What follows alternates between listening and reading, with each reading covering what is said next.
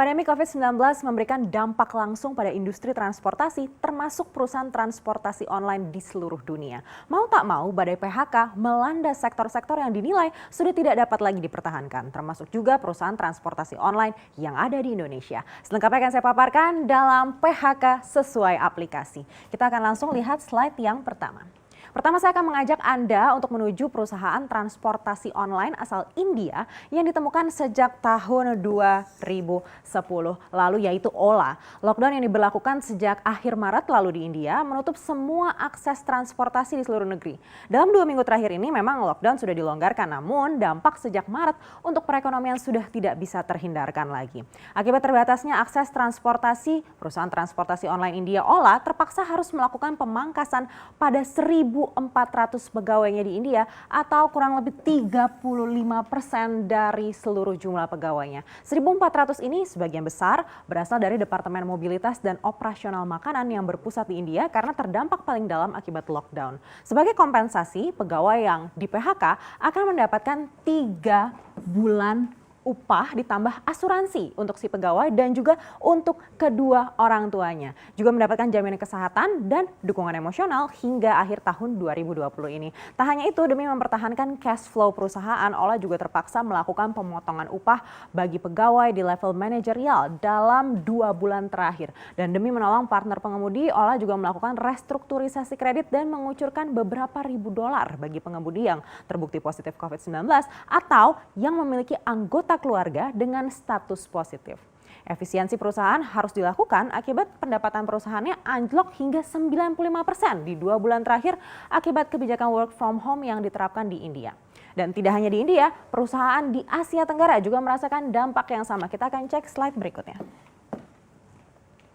Berikutnya adalah perusahaan transportasi online yang awalnya dibangun di Malaysia tapi kini sudah berpusat di Singapura dan juga beroperasi di Indonesia, yaitu Grab. Grab mengumumkan akan melakukan PHK pada 360 karyawan. Nah, jumlah ini setara dengan 5% dari seluruh total karyawannya di 8 negara ASEAN yang terpaksa harus dilakukan akibat tekanan dari COVID-19 yang sudah mulai dirasakan Grab sejak bulan Februari.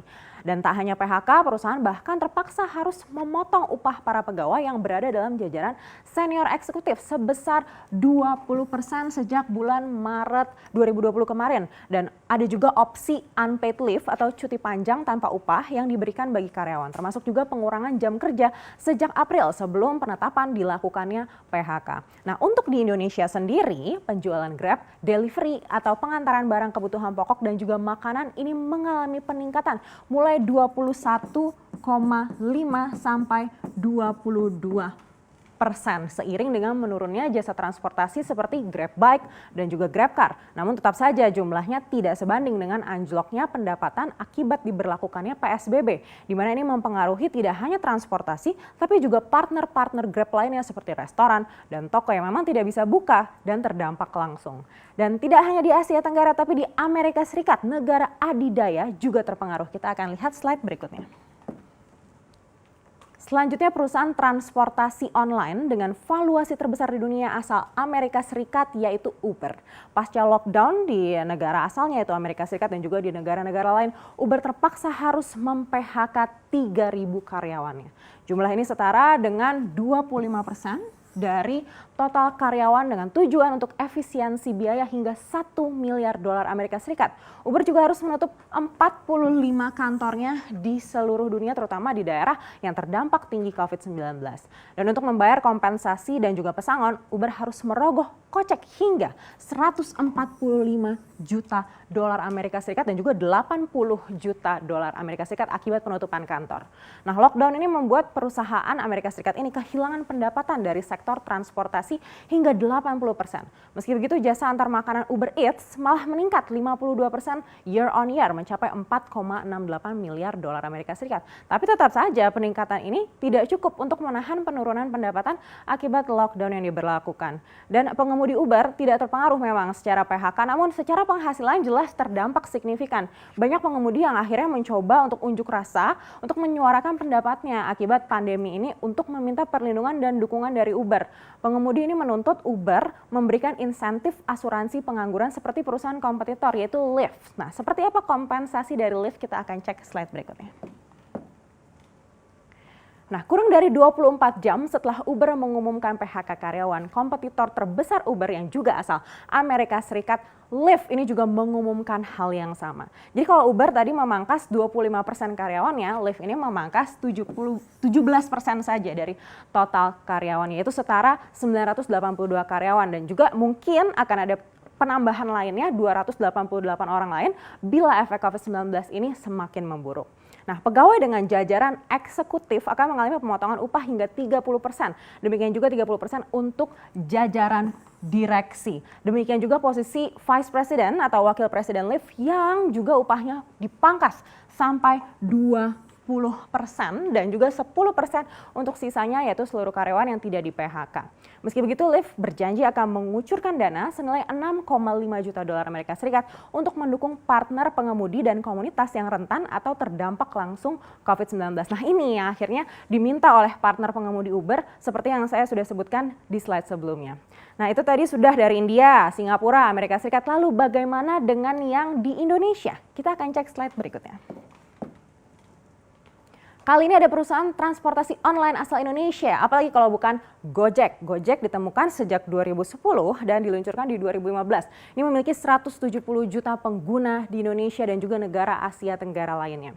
Pandemi global ini terasa signifikan dan memberikan perubahan perilaku dan preferensi konsumen Gojek.